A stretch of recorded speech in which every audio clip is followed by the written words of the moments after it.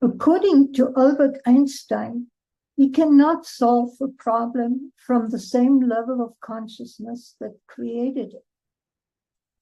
My name is Corinna Stoffel, and I'm the host of Toward a New World. The world seems to be falling apart. Are you as frustrated as I am with the talk about how to fix things or what needs to change, yet nothing changes? In the episodes, I invite people to look from different perspectives, sometimes even contrary to the current points of view. My intention is to evoke a different level of consciousness by empowering listeners to explore what is true for them and begin to live their lives from that place, thus changing their lives and through the world. If this appeals to you, I ask you to subscribe to the podcast on this channel. Hello and welcome. Here I am again. And I have an interesting subject today. Last year, I gave a TEDx talk, and that went live the end of last week. Listening to it again, it reminded me of a subject that might be really interesting, that I use quite a bit in presentations when I talk. It's a subject about humanity. So, first of all, what is humanity?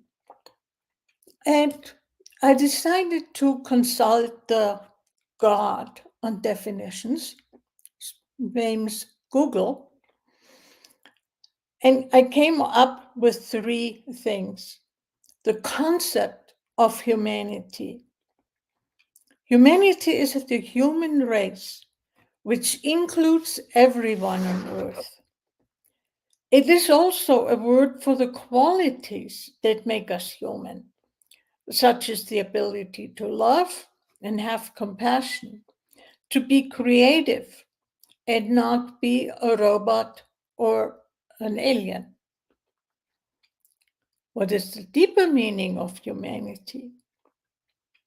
Humanity is a virtue linked with altruistic ethics derived from the human condition. It signifies human love and compassion towards each other. Humanity differs from mere justice in that there is a level of altruism towards individuals included in humanity, more so than in the fairness found in justice. And what is the main purpose of humanity, you may wonder? Life gives existence to all that exists. Life creates time, space, and the cosmos itself. Self is the whole reality. Self-realization is the goal of human life. So,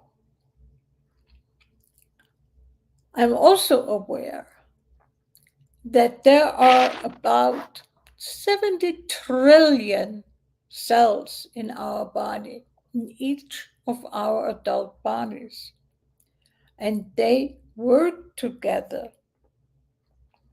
to keep the body alive. 70 trillion. Humanity is only 8 billion people. So I can't help but wonder, what if each person is a cell on the body of humanity? Each has a role, like cells. There are heart cells, liver cells, kidney cells, lung cells, all kinds of different cells in the body. And what if they also need to work together like the cells in a body do.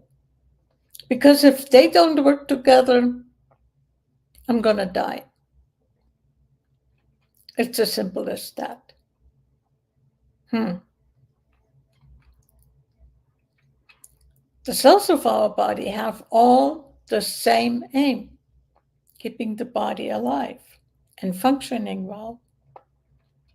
This is the result of being stressed in one form or another. Cells of humanity, it is people, are not all working together for the benefit of humanity. Different levels of vibration, different agendas, and the result of that is problems. To some extent, the problems that we have are based on humanity not working together, as well as systems that are becoming outdated. What is the vision for humanity? Let me reread the main purpose statement that Google gave me. Life gives existence to all that exists. Life creates time, space, and the cosmos itself. Self is the whole of reality. Self-realization is the goal of human life. So, what is the vision of the cells of our human body? The body of humanity, to make it very clear what I mean. What is it? How might that inform us to have a vision? Looking at the cells of the human body and looking at the cells of the body of humanity. Thinking about it.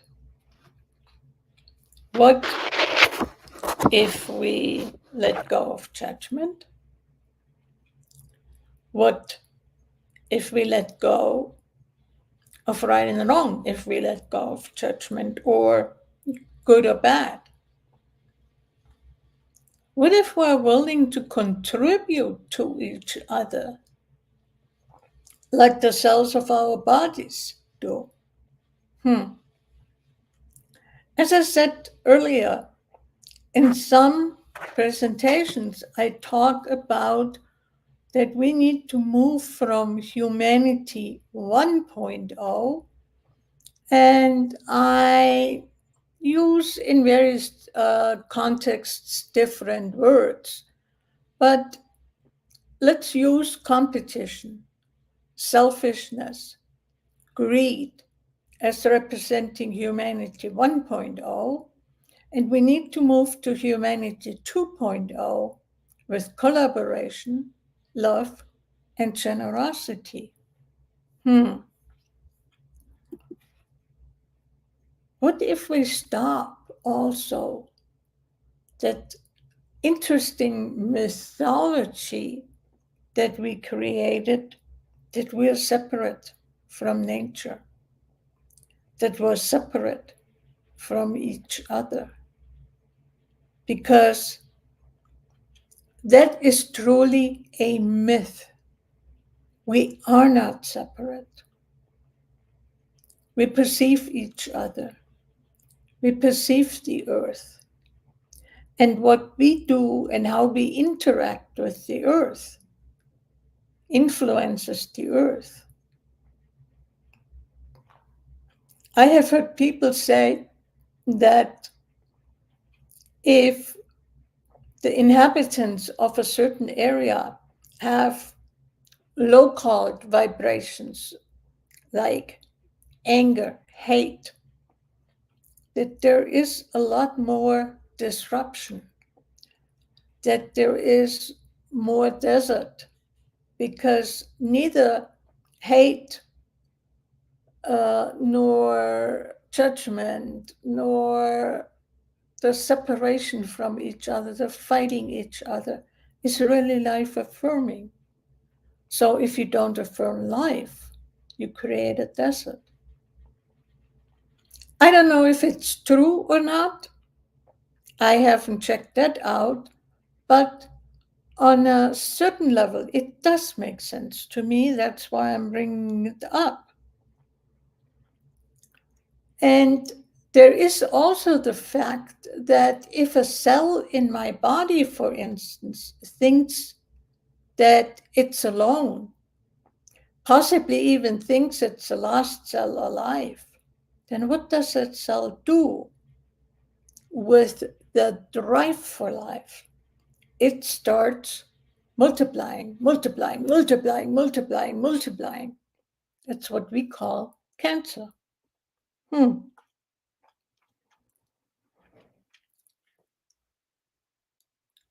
That brings me to the movie The Matrix. If you remember, what did Agent Smith call humanity? That humanity is a cancer on the earth, that it behaves like a cancer on the earth. The question that I also have is, with 8 billion people, do we have an objective or a subjective reality? And the way I see it, there is actually no objective reality, because each one of us looks through our own personal lens at the world and interprets whatever happens through this lens.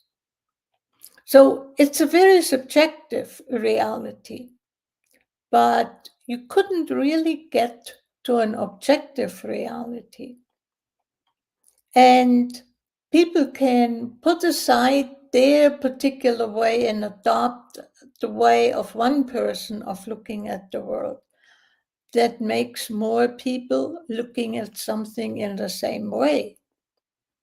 But does that make it an objective reality if we all agree on one person's version of looking at the world? I don't think so. But I'm throwing it out. What's the impact on humanity?